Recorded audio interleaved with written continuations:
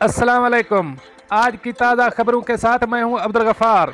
सबसे पहले आपसे एक रिक्वेस्ट करूंगा, अगर आप हमारे चैनल पे नए हो तो प्लीज़ हमारे चैनल को सब्सक्राइब कर दें, साथ बेल आइकॉन को भी प्रेस कर दें ताकि हर नई आने वाली वीडियो का नोटिफिकेशन सबसे पहले आपको मिल सके।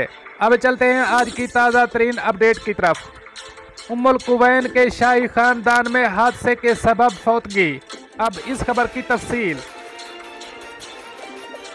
उम्मुल कुवैन के हुक्मरान शेख सऊद बिन राशिद अल मौला ने हादसे में इंतकाल कर जाने वाले शेख अली बिन हमीद बिन अहमद अल मौला के इंतकाल पर दुख का इजहार किया।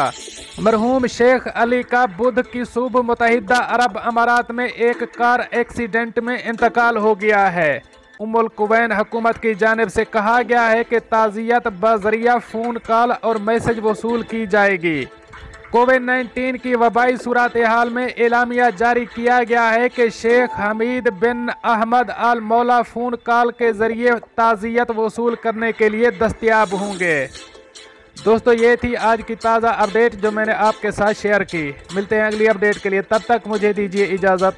अल्लाह हाफ़िज़ व नासर।